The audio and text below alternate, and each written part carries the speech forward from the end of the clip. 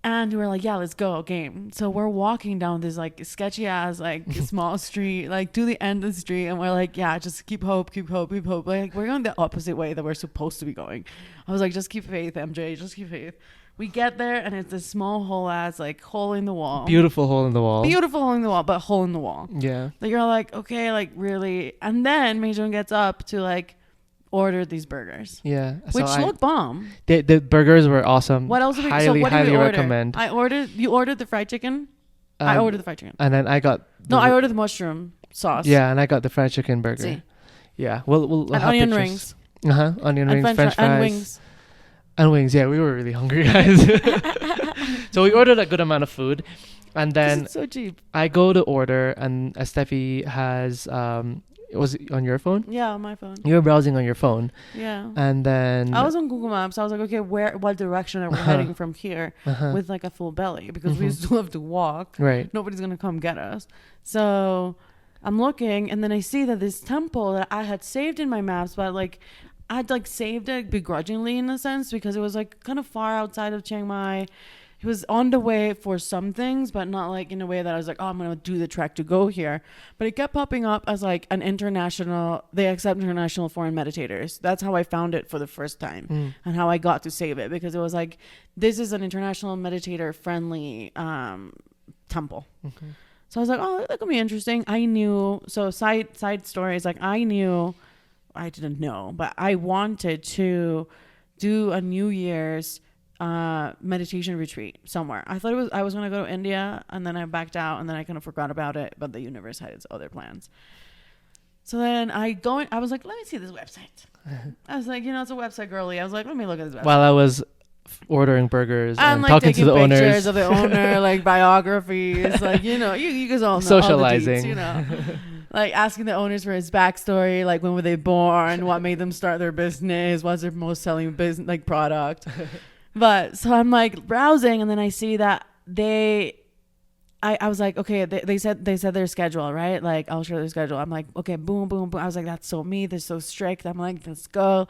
And then I see like below it says like scheduled for retreats December 30th, 2024. I was like, holy shit, no way. Yeah. I was like, this is going to happen. Like, this is 100% happening. I'm going, like 98%. Mm-hmm. Like, and I have not even been to the place. I was like, but this sounds like my game, my jam. I was like, we just need to walk there. And it says like international student office closes at 4:30 p.m. This is like 3 p.m.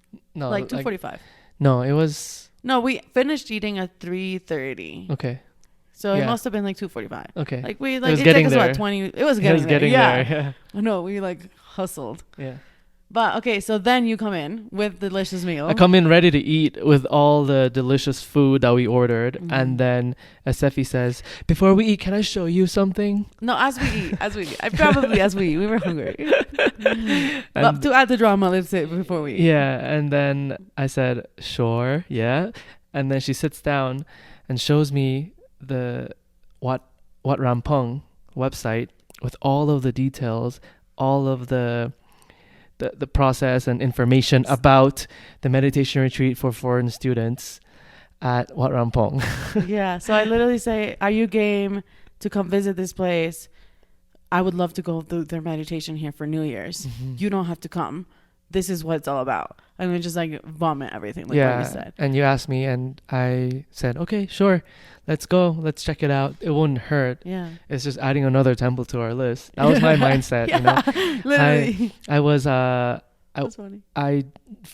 In that moment, I knew I wasn't ready to do something like that, but you were, but I wanted to support and just give it a chance. So we had our burgers, delicious burgers, super full. We paid. We said goodbye to the owners, and we started to trek rapidly. We had it was like good 2 kilometers. No, I think it was more, like 4. It was. We'll see. We'll add the details. We'll see. It was far. It was a good walk. Yeah, it took us until 4. We got there at 3:58, basically. No, 4:30.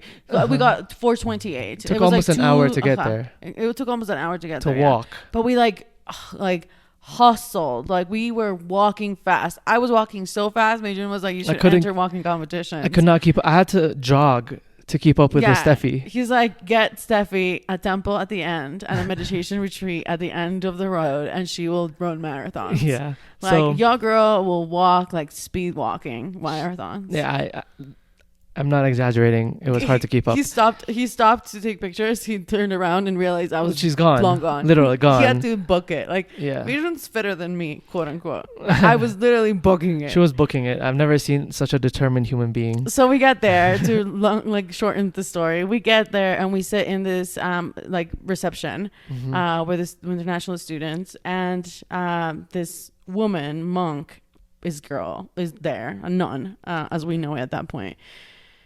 And I asked her for her name. Like, I said, hey, I'm interested in the meditation for December 30th. Whatever. And then I was like, what's your name? And she was like, my name is Meiche. And I was like, oh my God, like, that's a sign. That's like basically my mom's name. It's like my sister's name. Yeah.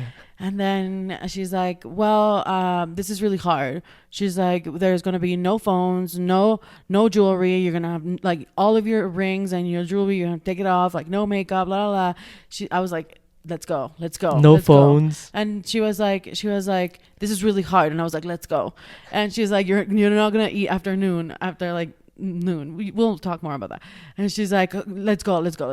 So basically, Meijun is like, wait, what do you mean no phones? And she's like, yeah, you're leaving that safe. And he's like, yeah, I don't know about that.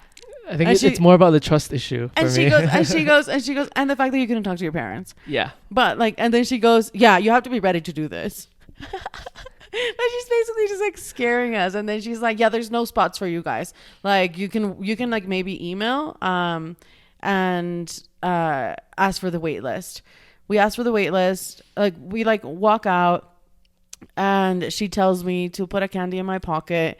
And that's something my grandmother used to tell me all the time, for like when the sugar drops from walking a lot.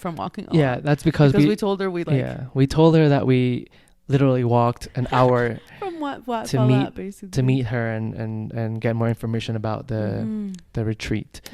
And because she heard that, she told you about the candy. Yeah. So that was another like sign, beautiful sign for you. Yeah. That this was right for you. Yeah. For me, I was curious.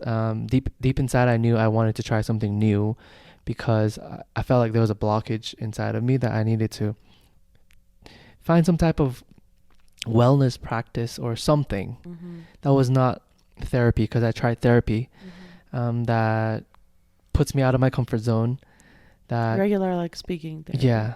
That could really help.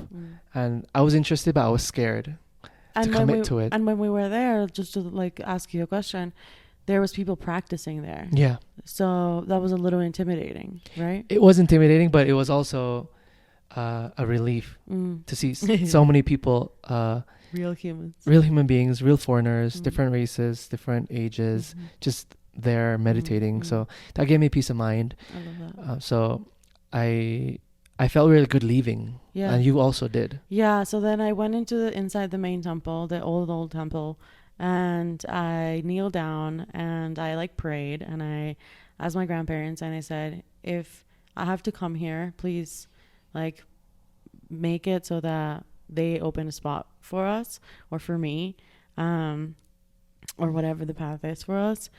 And yeah, I like stood up, I like was walking out, I like look up to the lamp, I was like, oh my God, it reminded me so much of my grandmother. And my phone drops, and this is a wooden temple, so that thing was the loudest sound that motherfucking temple has ever heard in like life.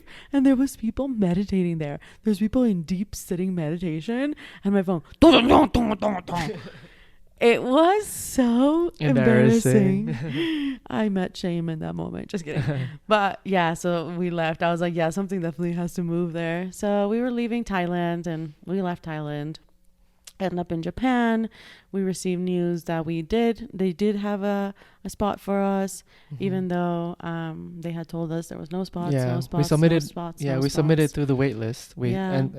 We gave them all of our information, Yeah. and we just waited. Yeah. And the girl Yeah. said like, no, there's no spots. And I was like, no, listen, like there has to be spot. And she's like, no, there's no spot. I'm like, I understand, but like you have to make spot.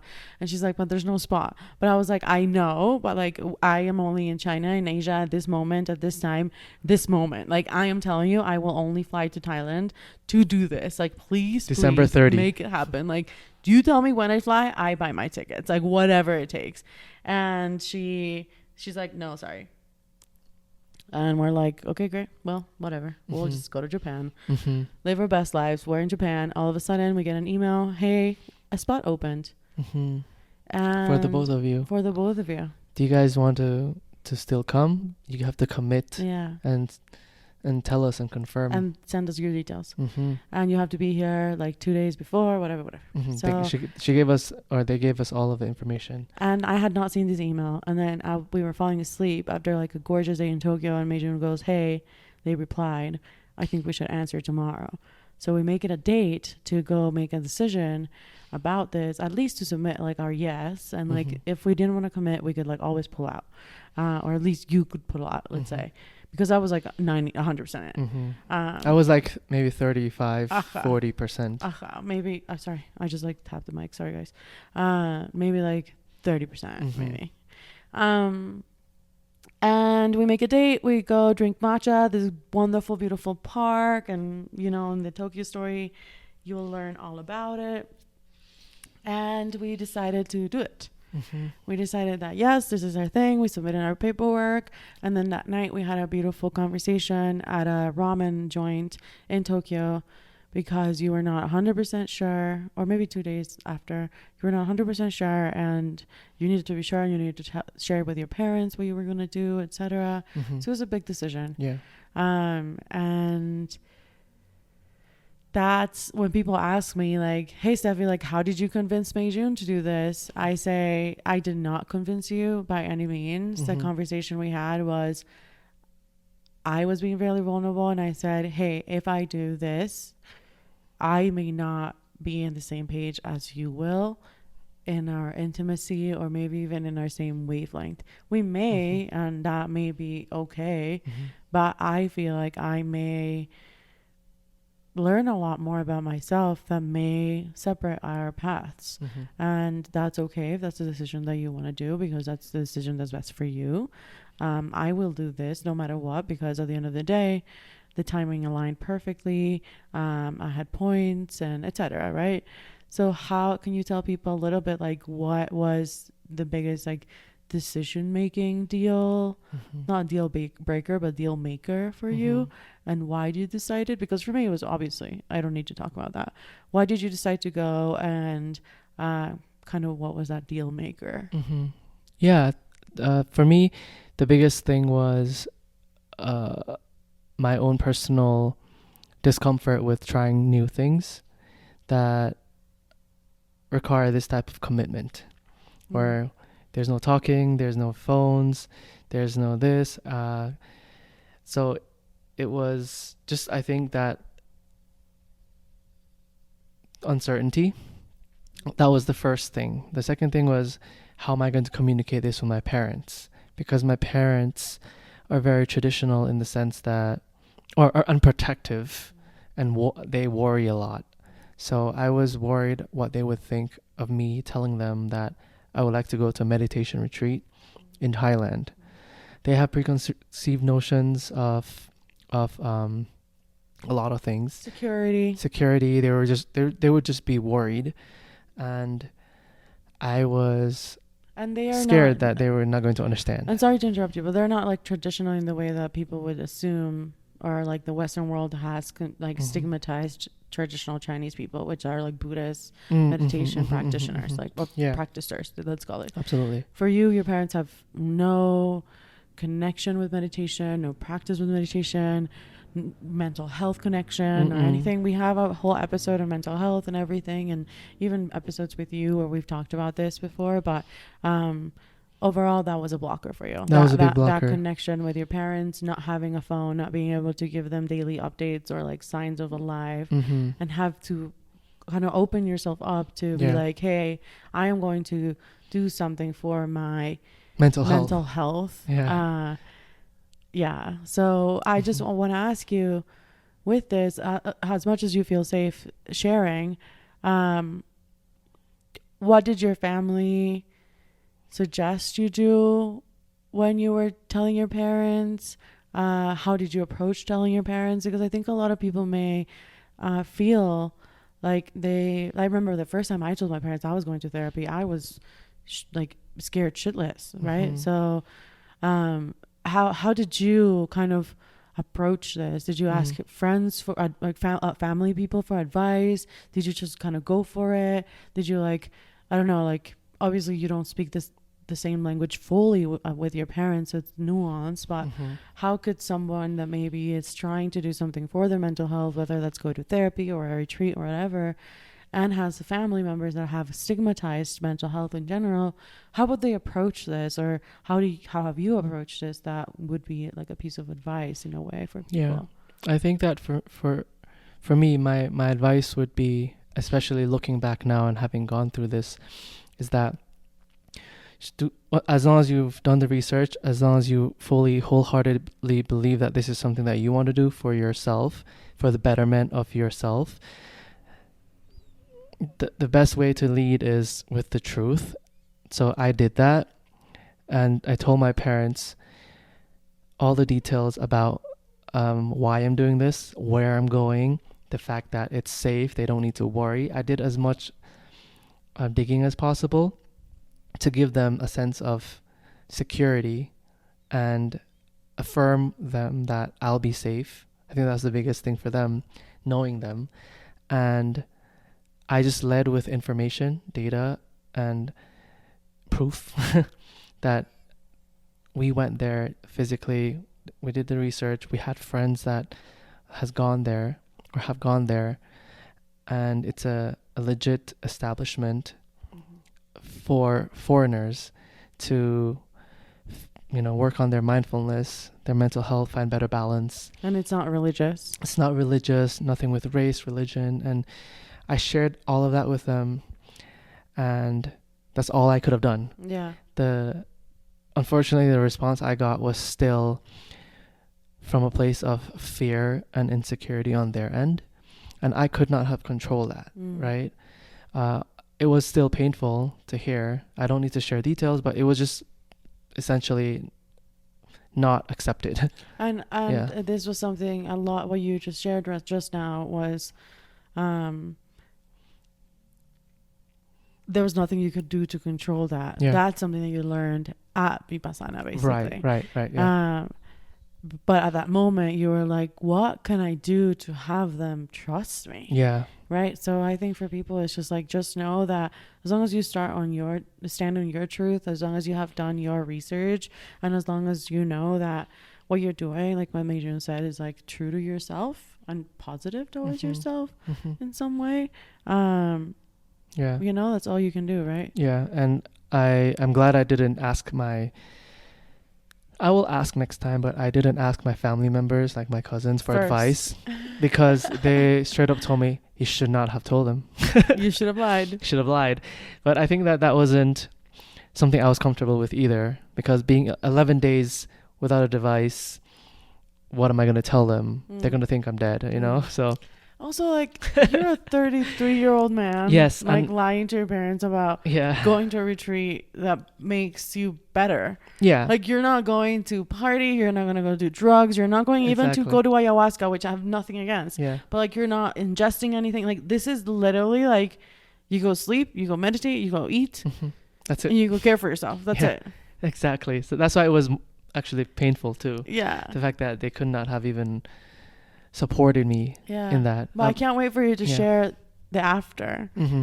and kind of how it was coming back. Yeah. So let's continue. yeah, I want to ask you, and this is going to be all about like asking and answering and stories, right, Yeah. guys? Thank you And feel free to yeah. come in and out and share your own stories as well if you've ever gone to a retreat.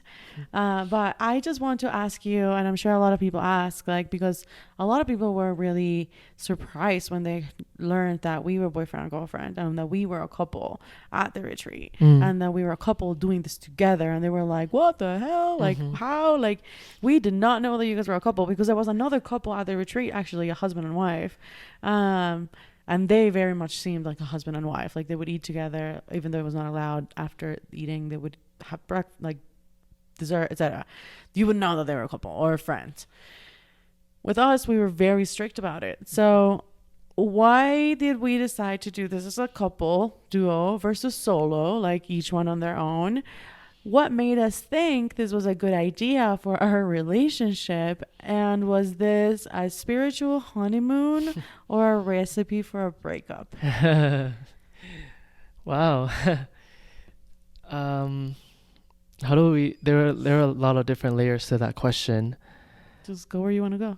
Why did we decide to do why did we decide to do this as a couple or creative duo or solo versus solo?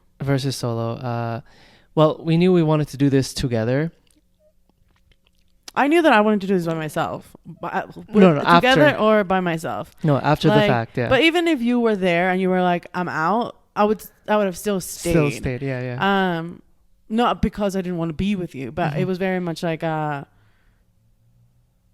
me experience. And I think that if I would have gone out, would you have stayed? I don't know. That's a good question. I think that I would say I would have stayed more than I would have left. Yeah. I would have left if you needed me to. Yeah. As a or if I support. felt unsafe in a sense. Yeah. So I think that's my answer. Yeah. But we decided to go on this individual journey, but as a back like I guess story to it is that it's also for our relationship too. Because for me personally, I wanted to learn more about myself, to have that clarity, as I had mentioned earlier, about my own emotions and my communication, expression, and ground myself, to check myself a little bit more so that I can be better for myself, which in turn becomes better for our relationship. So I think that was why I decided to do it, because what you said I really took to heart, that if you had gone, experienced that for 11 days and I didn't, and stayed in China and maybe did what was comfortable, I maybe would not have been on the same emotional wavelength as you, or spiritual wavelength. That's really important in our relationship. And that also added to my decision to go as a couple, but also as individuals. Does that make sense? That's great. Yeah. Times 2 to that answer. Yeah. So what made us think that this was a good idea for our relationship, in a sense that were we sure that this was a spiritual honeymoon, or do you think this was a recipe for a breakup? I personally think that if it didn't break us up, it would make us stronger. But I knew there could be a chance where we could break up, in the sense, what if you were going to be 11 days not talking to anyone but your inner thoughts? There's a lot of realizations that can come to play, and that can be like, hey, listen, like I want to, like, I don't know, move to China, be with my parents, and like connect back to my Chinese roots. It could, and God knows, you know, like, and vice versa. Exactly. It could have been for you. I don't know if I actually feel like I belong in this culture at this time, like in terms of with a person that has so many different contrasting cultural just things. Fair. You know, that could have been a thing too. Fair. So we knew that, I think internally and subconsciously, we knew that there was a potential of, as you said, a recipe for a breakup, or it could have strengthened our relationship more. So for me, it was worth that. For sure. experience together. Me too. Yeah. Me too, for sure. So at Wat Ram Poeng, you're invited to strip away all the distractions. No phones, no talking, no reading or journaling, no caffeine, only 2 meals a day. The retreat is donation based. Basically, it's around 15 USD, 500 baht that you do as a donation. One time, and then you do whatever you daily. want. Not daily. Just one time, and you can stay for 10, 26, or 40 days. And it's the same donation at the start. And then at the end, you can donate whatever you want. But you basically live in simple white clothes, everything white. They also rent clothing there, very accessible. Consider it a donation in a sense. You start waking up really early at 4 a.m. for chanting. We do walking meditation and sitting meditation, as well as you focus on sweeping, my sweeper, sweeping. And of course, you have like just hours of just silent practice. Of course, you eat as well, and you bathe and you do your things. The idea is to get so quiet that you start hearing yourself clearly and seeing yourself clearly, right? Seeing clearly.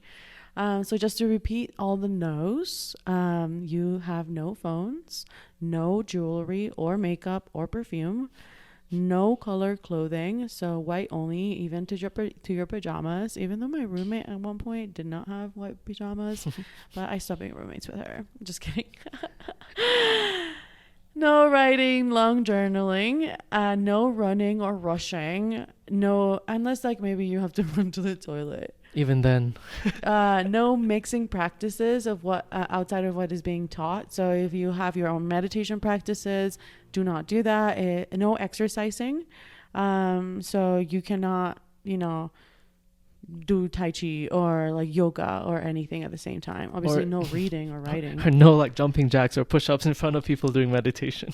Or at all. Like you shouldn't even be doing it in your room. You shouldn't. Like technically. Yeah. And then you do no eating or chewing after 12 p.m. So noon. And basically, I will go through the schedule now. Meijun, feel free to like add anything that I miss. At 4 a.m. is wake up. The male side is really close to the bell, so they will hear the bell by the monk. The female side is really far, so we have an alarm that literally sounds like a fire is happening. So I would really wake up at 3:45 so that I was out of the building by 3:50 because my nervous system can't take that alarm at 4 a.m. Are you serious? But 4 a.m. is a wake up. 4:20 you have to be in the main hall for chanting, like the main under hall for the international practitioners. 6:30 a.m. is breakfast. Yes. And I just wanted to talk a little, I know you're going through, but in terms of chanting, if you're not comfortable chanting, just showing up is enough. Yeah. Based on what the monk said. Yeah. They don't expect you to know everything. They just expect you to show up and be there. Yeah. And it's a part of the discipline practice, right? Yeah. So I just wanted to add that. And even if you're from a different religion and you don't feel comfortable chanting at all, that is fair as well. Exactly. So and it's from chanting is from like 4:20 to 5 a.m. and then from 5 a.m. to 6:30. You do your personal practice, and at 6:30 we have breakfast. 6:15 to 6:30 is breakfast, and it's delicious. So the food was incredible, amazing, delicious. I loved it. Humbling. Fun fact: Thai Buddhists don't have to be vegetarian, so that's really interesting. So there was like a vegetarian side and a meat side, and the food was amazing for those non-vegetarian people. 7:30 a.m. is alms for the monks. So around the stupa, so you would always find the monks doing alms, and then you have like an a.m. like Dhamma talk, so like a class with the monk, which was prasokito for us. And 10:30 a.m. you have lunch. So yes, 10:30 lunch. This is really early lunch, but it's amazing. You can have as many servings as you want, so you're always full, really. But what I love about the food is, sorry for interrupting, is that they really teach you to eat mindfully, eat intentionally, eat to fight hunger versus any type of for any other reason than that. And desire or pleasure or changing your body or And I love that you do a prayer before and a Yeah. chant before you eat, and it's really mindful. And I love the prayer itself. I'll share it in the video, and as well as the show notes. But yeah, it's really, really awesome. So 10:30 a.m. lunch, then noon, sometime in the afternoon. You do your reporting to the monk. So every 24 hours, you do reporting. So basically, you sit down, whether that is with the master or with Sukito, and they ask you. For me, it was like, how are you doing? How's your practice? Do you have any pain? How many hours did you do in your practice? Because you're assigned hours that you have to do as your homework in practice. And yeah. And if there's, like, for example, if you're changing practices or types of steps, let's say they teach you what step you're going into. So there's always chanting at both temples on campus, let's say at around 4:30 and 5 p.m., which is evening chanting. There's a nun's side, which is really beautiful in like the old temple. And then there's like in the big new temple, they have people from Chiang Mai, like from the town come, and everyone's dressed in white, and it's really awesome, and everyone's chanting. And I would love doing my practice. I loved doing my practices there because just the energy is like, oh, so cool when everyone's just there and just having their best energy, right? And Wednesdays, there's Buddha Day. You can like look more into this, but it's this beautiful ceremony. And at 10 p.m., lights out, bedtime. But not everyone has to go to bed if they want to. But it's not really recommended to practice too late at night. Yeah, and all of these are they're structured routine for you that to abide by. But no one's gonna come and like punish you for anything. And just to close out, like in terms of the no chewing after 12 p.m. is that, so no chewing, but we can have liquids. So we can have milk, we can have yogurt, ice cream, and that, I just wanted to point that out. Yeah. I loved having my little ice cream dates by my Free Palestine table. My the watermelon table. What are the odds, guys? There's a watermelon table. So I would have my ice cream there, and I would do a little prayer for all the children and all the people in war, and I would eat my Thai tea ice cream, and then I would go back to my practice because nobody's got time to do anything else. Okay, so all the empty time, you're basically either in a walking practice or in a sitting practice. Anyone that's done like sitting meditation is familiar with sitting practice. You can either sit in half lotus or however you want, in a chair with your feet down on the floor. You normally have a mat. You can do it however you want. There's specific rules. We don't have to get into all the details. And then walking practice is really awesome as well because you're able to obviously walk very slowly, and they break down the way that you step. So there's, I think, like eight six steps, or whatever. But we didn't get to all of the steps because the basic course is 26 days. Then the pro, let's say, the advanced is 40 days. So we did 11. So yeah, it's really awesome. And how did you do with the routine? I personally really loved it. I loved the routine. I loved the food. I loved waking up early. I loved going to sleep early. I always went to sleep early. I never really practiced at night. I was really comfortable, not in the sense of like the mat that you sleep in is comfortable, but like I really enjoyed my time there because I knew that it was just 11 days. So I soaked everything in, and I did not miss one thing from the outside world. Wow. How did I do with my routine? Because I was new to meditation. Also, I just want to say, interrupt you, that you did have some naps in between today. Yeah. I rat him out. So my routine was, how did I do with my routine? So I found it just a little bit challenging, especially during the first week, to get into that routine of sitting still for so many, hours per day.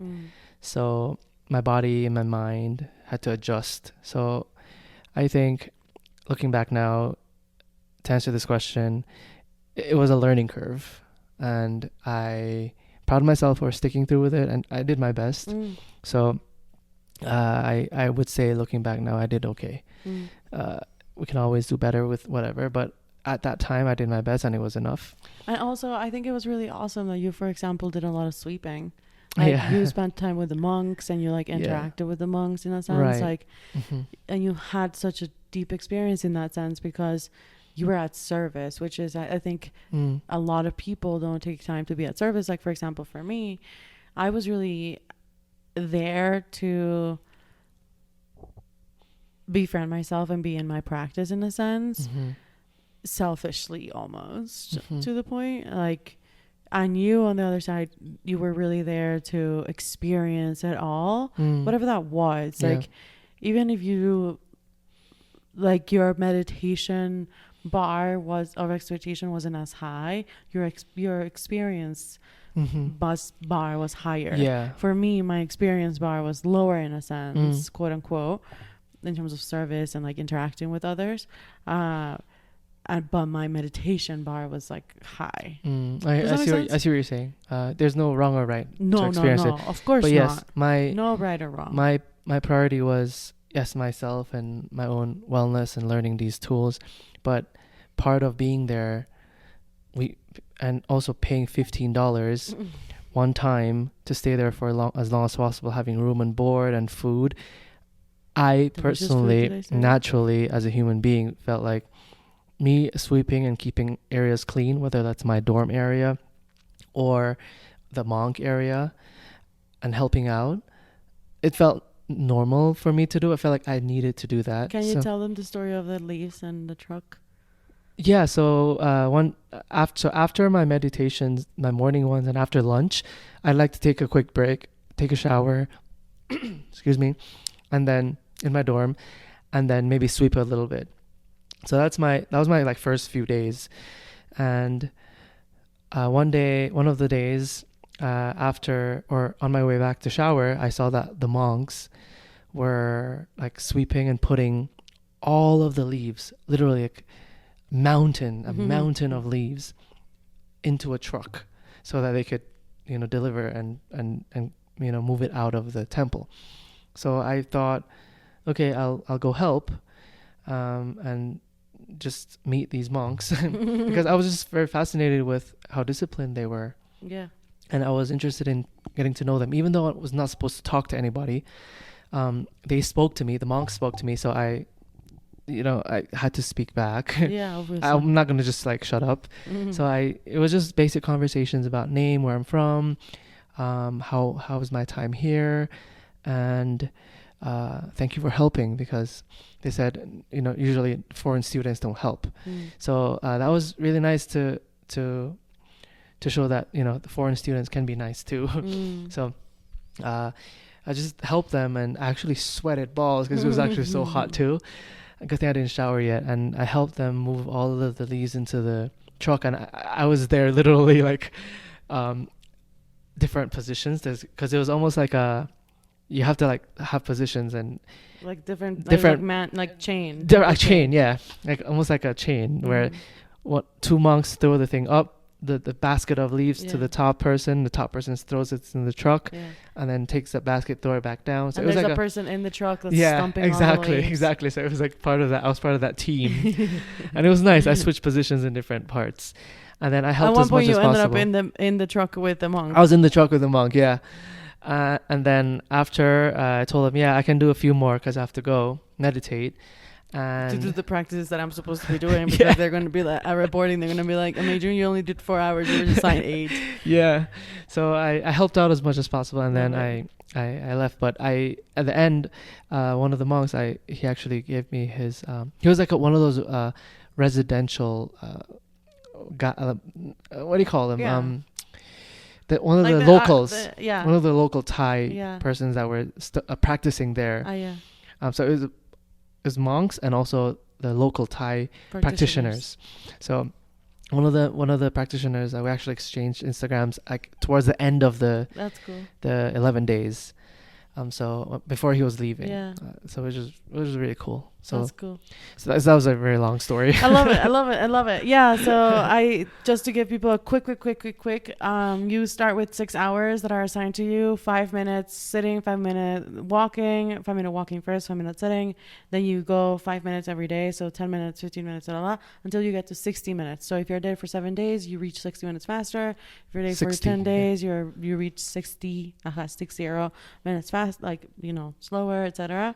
And you report on like how you're doing, and you add up your hours in your notebook. I am showing to those who are seeing this on visual basically my notebook, and I used to write my hours like this. And yeah, so you just keep a log, and then you report it to the monk in your reporting time, and you keep track, and they have your log with you, and then next time you go, if you go again, you keep that same log, and it's really cool. Yeah, so just a little bit of guidance for you. They give you based on how good or bad, or just how they think you're doing with the practice, and then they give you some type of guidance to follow. Yeah, which was really nice. I love it. So what is one of the things that you loved the most or impacted you the most about the temple's methodology or values? So for me, I would say the first thing is, and I'll try to do it quick. The first thing is when Ajahn, the master, like the lead of the temple, said that they don't use malas or any type of beads or anything in their practice, in their meditation practice, because everything that you need is inside of you, and it's all about seeing clearly and tuning into those like sensations and not following. So you don't need anything outside of you. And then the second thing that I loved a lot is compassion. And just how everything was about seeing yourself, witnessing yourself, being with yourself, recognizing yourself, even others. But like when you're seeing others, recognizing them through your lived experience and not blaming them for the discomforts or the things you are experiencing. So just the compassion and that witnessing yourself and witnessing those emotions, witnessing without following, without creating, that to me was beautiful, like so fulfilling and so life-changing, those two things. I love that. Yeah, I always thought that you needed like a necklace or a charm, and I'm such a visual girly that of course I wanted something like that, but I loved it. Yeah, I love that.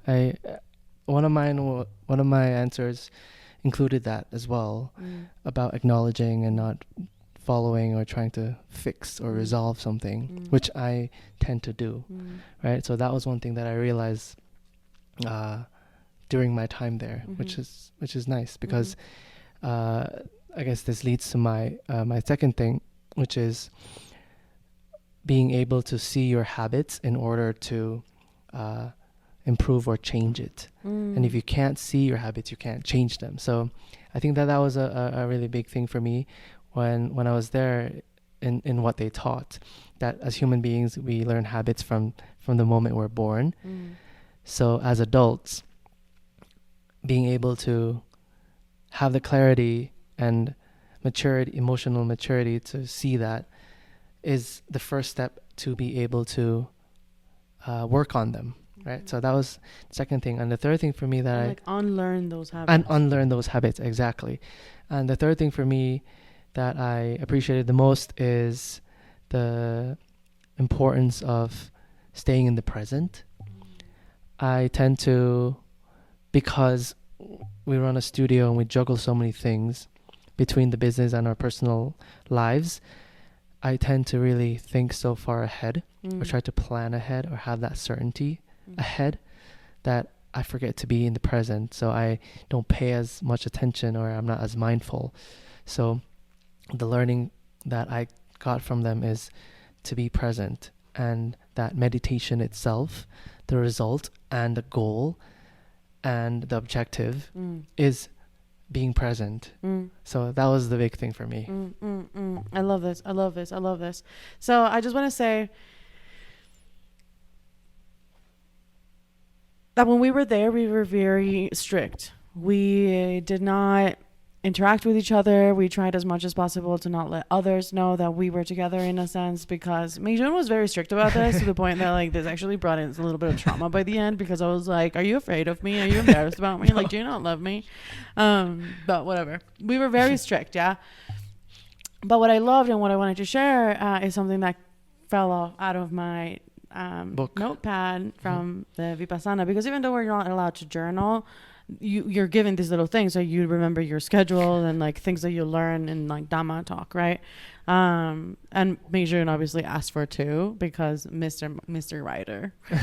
But the 1st of January was like our second morning there, and like after like being like really initiated into Vipassana and like the meditation, it was our second morning there, and I was really in my feels and super emotional, and I just wanted Meijun to know that I loved him, that I was really proud of him, that it was a new year and that we were doing this together but alone and separate, but that I'm here, and that every time I see him, like I like literally feel butterflies. Like I have a write up here that literally says like, I'm just gonna be cheesy because like, you know, you guys need to like know the truth of Estefi. This is insightful BTS. It literally says, Do you have where it? is it? Yeah, it's here. Maybe it's not here. Whatever. But I literally like was so in love with him, and just like hearing his voice, I was just like, oh my gosh, I can't believe it. And whatever. It's so irrelevant. I just wanted to say that, yeah, it was really beautiful to be intimate and share and leave him a note. I wanted him to feel loved and contained, and like I was so in love with him. And it's so awesome to see your partner just like work on himself or themselves and be there, and you know how hard this is. So you know that they're working so hard, and it's so wonderful to me. It's the most like, it's one of the things that I admire the most in people, is just like how their ability to keep growing, to keep learning, to keep teaching, and just like working on themselves. So it was just so beautiful to see him and like see his little like face and his little body just there. And so I made him notes, and then he sent me little notes as well back, and we would leave ourselves notes in our shoes, sneaky outside of temple, but like outside of our main practice area, and we would put it in our shoes because we knew each other's shoes, obviously. So I just wanted to share that little nugget, because even though we were very strict and we did not talk to each other or anything, Meijun did talk a little bit with like other people, and we talked at like day 10, I think, or day 9, a little bit, but yeah, it was just really beautiful to have that experience of like, we also like kind of like rub our chests, and like that was a way of like telling each other that we're safe and that we love each other, and good morning and good night, or we had our little like sign language. I wanted to say that because everyone had different days there. Some stayed 7 days, some days stayed 10 days, some stayed more. So I spoke to some of the people that were leaving. So they were leaving, so I was like, okay, they're leaving, I'm not gonna just be like, don't talk to me. Exactly. So that was one of the reasons why I felt like, okay, I should talk to this person before they leave, etc., etc. And it was also kind of part of your experience. Yeah. Like, it happened to you. It wasn't like you were looking for it. No, exactly. It happened to you. Yeah. To me, I was definitely like putting myself outside of situations where people would even talk to me. So I was meditating in like different random places. So I just wanted to ask you a few quick rapid fire questions. So do you have any dramatic inner breakdowns that now you can laugh about? Laugh up. I'm gonna laugh now about. that you can like look back at least. I wouldn't laugh wisdom. about mine for mine specifically, but okay, no, it's okay. But for you me, don't have feelings about. Yeah. Or that resonated with me. Whatever. So, for me, I believe day 7 was a day that I felt a lot of the emotional, not strain, but I felt emotional that day. Yeah. Because I was realizing a lot of stuff about myself. Yeah. and, you know, going through the physical pain of sitting for so long, etc., etc. And yeah, just feeling the feels. And I was getting frustrated as well because I was getting distracted really easily. Yeah. So after one of the Dhamma talks with Prasukito, he was talking a lot about suffering, letting go, non-judgment, and that really hit me because I think that I was holding on to something and I didn't really know what yet. So after our talk, I had time for meditation before lunch, so I went to meditate by the stupa, and then I just started to think about Toby a lot. I started to think about, like, Who's Toby? Toby is our pug that has passed. He was 15, and he passed before we went for Asia in August 2024. And We put him down. we put him down because it was the right thing to do. He was just the right he was time. suffering. Yeah. So I was thinking about him a lot, and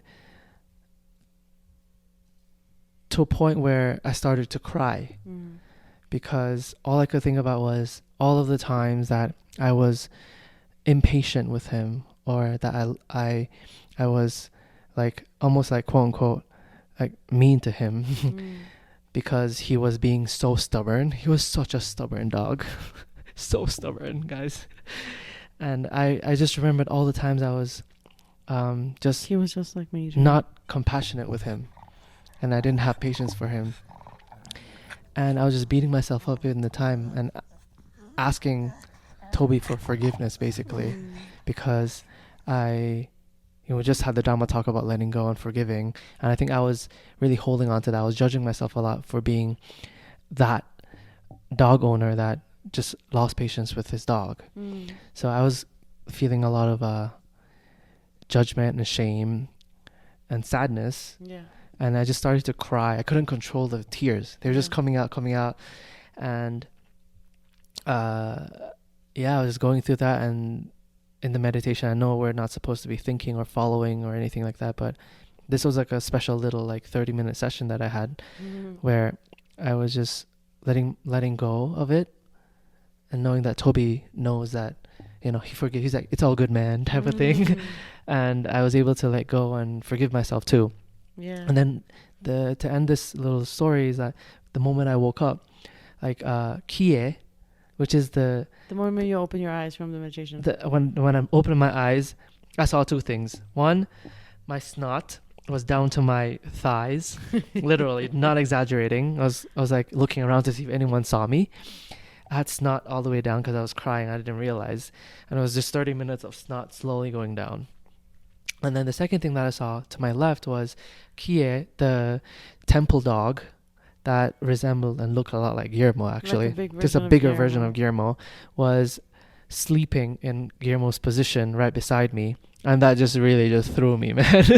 Wow. Yeah, so that's beautiful. all of that was happening. And I would say that was my your biggest like breakdown moment that I had, that I felt like I was able to let go of some of that shame. Yeah. Yeah. For me, my biggest breakdown, thank you for sharing that. That was beautiful.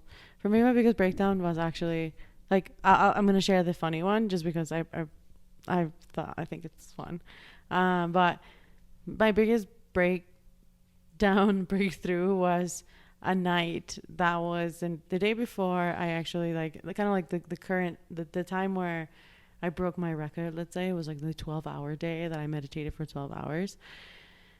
The night before we woke up that next day, I was so tired, and my last meditations were always the hardest because you're so tired, your body hurts, it's later at night, the sun has set, you're starting to get a little bit hungry, so you're like, fuck, like just like last push.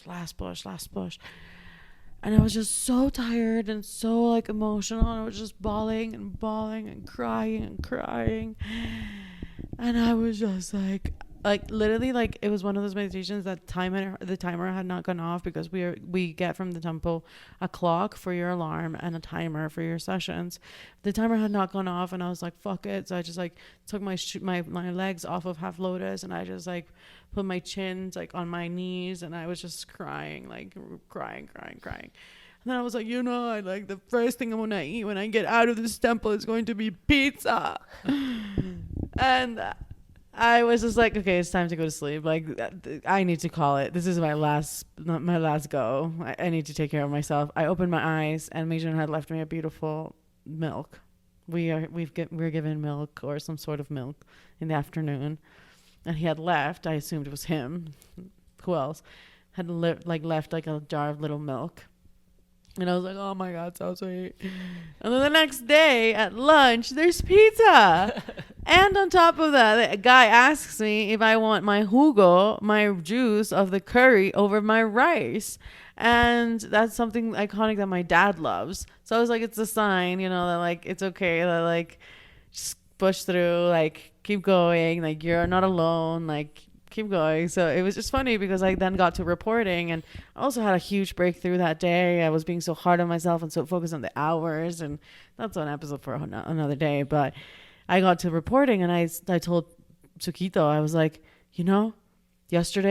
last night I was crying for pizza, and today the universe delivered. We got pizza for lunch. He's like, where? I didn't see it. So he was like, how was it? I was like, it's a best try the type people could do to pizza, but could be better. But so yeah, that's like my funny one. But That's great. I love that. Yeah, I wanted to know if there's any quotes that you want to share from your notes from that came up in like Dhamma talk, as well as as we start to wrap up the episode now. I just want to know if you would do it again. Mine answer is yes. I would. Yeah. I would try it again for sure. And what advice would you have for anyone who's trying to get into meditation? Maybe someone who's early in their meditation practice or relationship, and maybe while you share a quote. Yeah, I can share the advice first, actually, and then some of the quotes I would say would feel like part of an advice too. Perfect. I think that the biggest thing for me, if I was to tell myself trying to meditate for the first time or learning to meditate consistently, is don't try to have a good meditation. That was something that we learned there, because I had mentioned this earlier. The point is not to not have a good or bad meditation, but the point of meditation is to be present in that moment in time, right?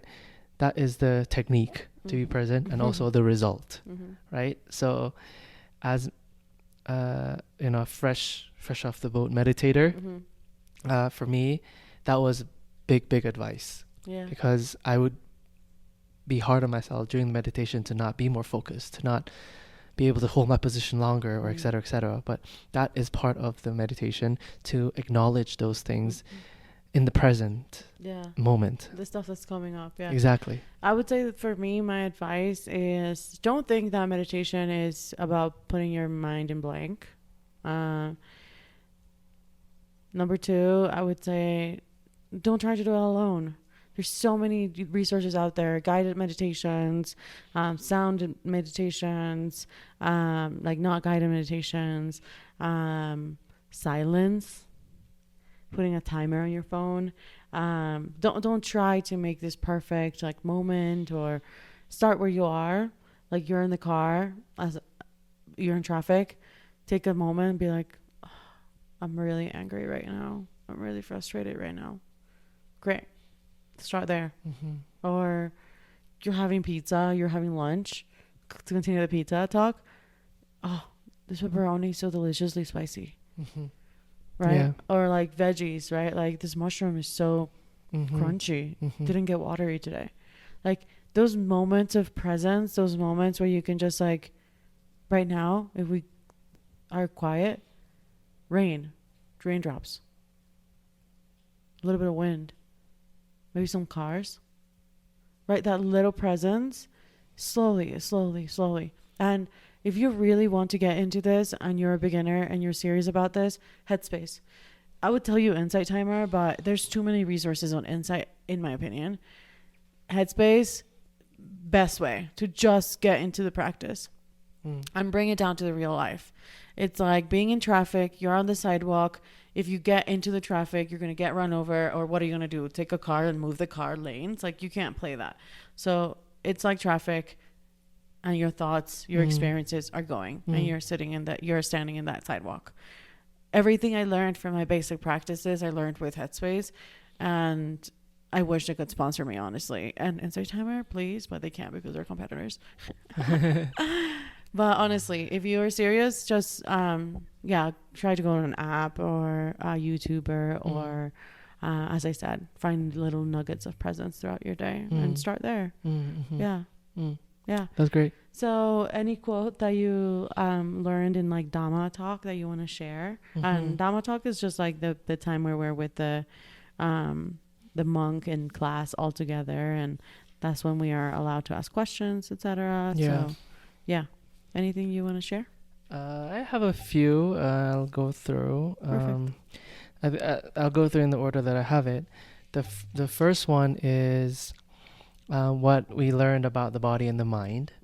That resonated with me when Prasukito was talking about how the body and mind doesn't like to learn, doesn't like change, doesn't like to let go. So he was just talking about how both of them are so connected. And we are humans, and we are the body and the mind. And I really resonated with that because it's so true, because it's so relatable. There are things that we know that's good for us that we don't do because we maybe lack the discipline. And when we do follow through with it, we see how good it feels. That's very relatable in life. And that was something that really resonated with me. To understand body and mind and being nice to my body and my mind. I love that. I love that a lot.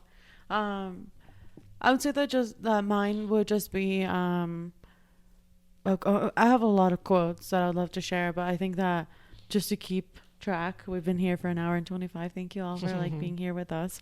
I just want to share what he said was his like little tip for surviving the outside world, quote unquote, or like little moments or nuggets that you can do. So he said, in the corner of your mirror, write down like a piece of paper that says like, how are you? Like, really ask the person on the inside, like look really deep into your eyeballs in the mornings and ask yourselves like, how are you? How am I?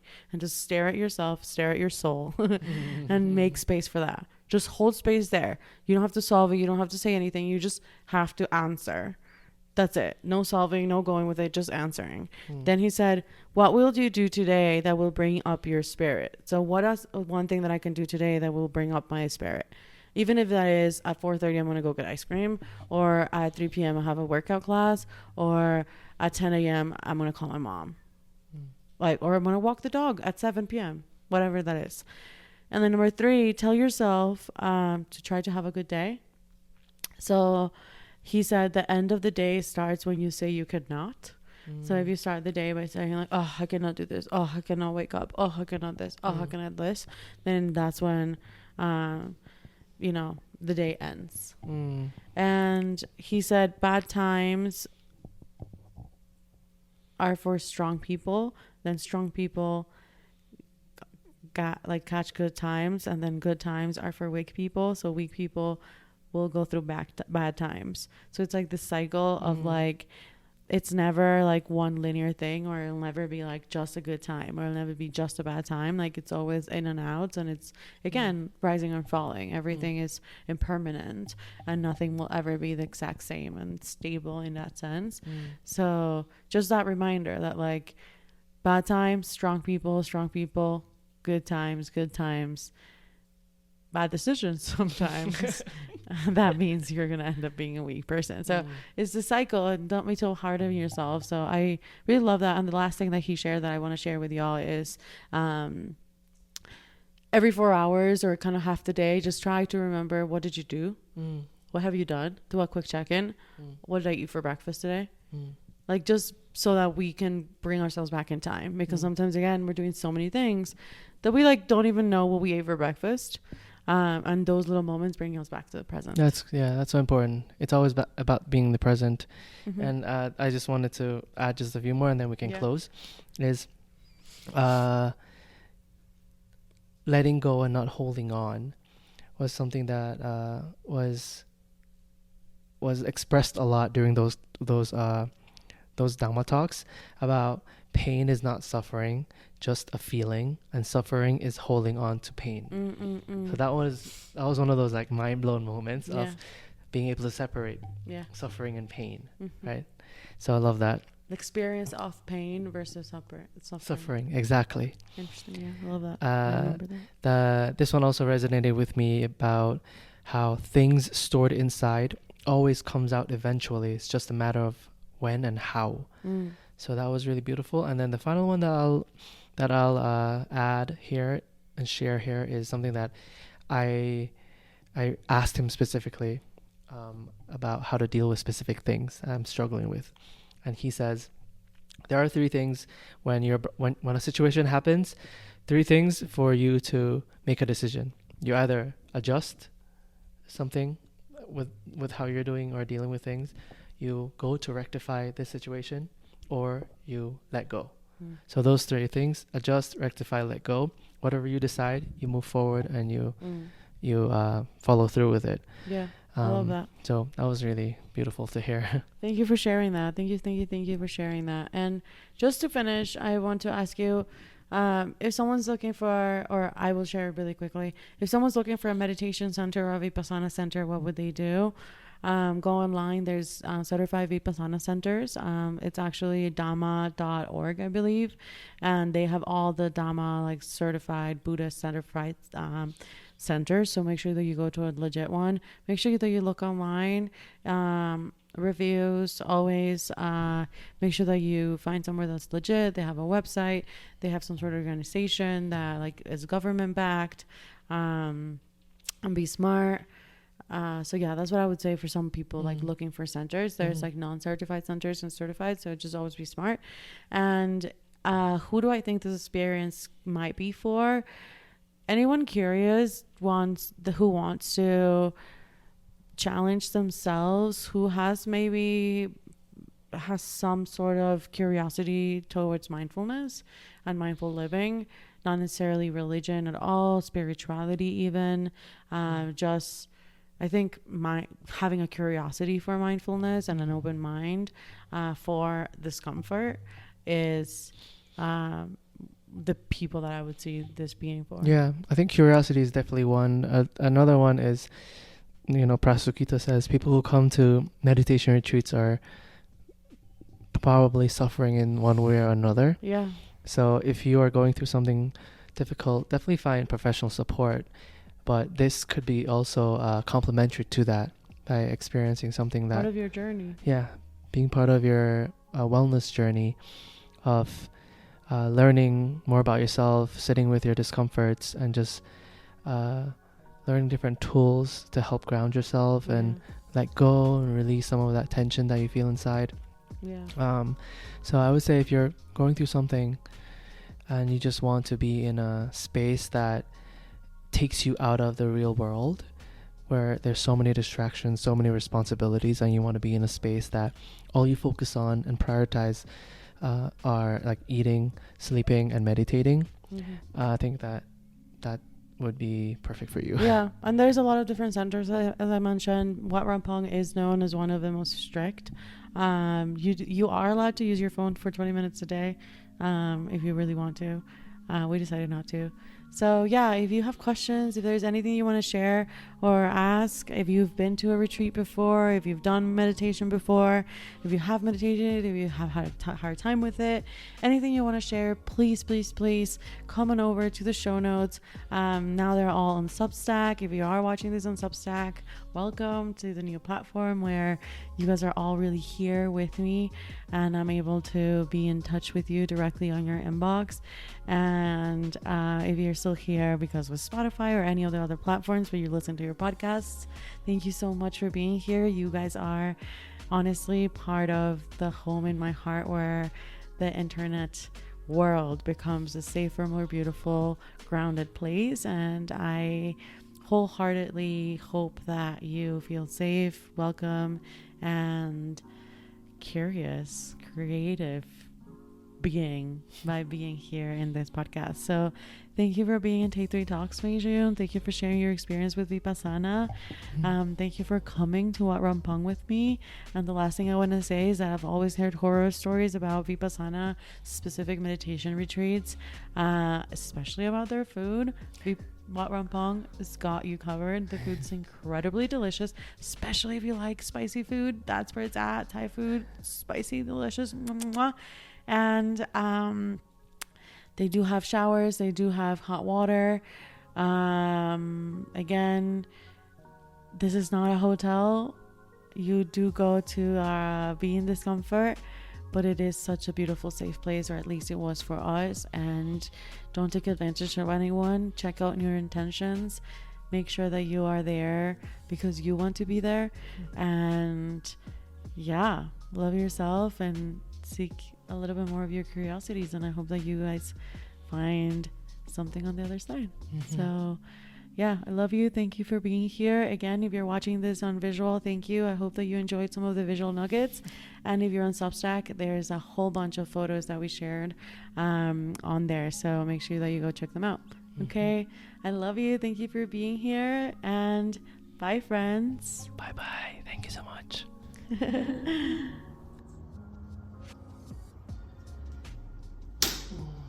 Good job. You want to go for a walk?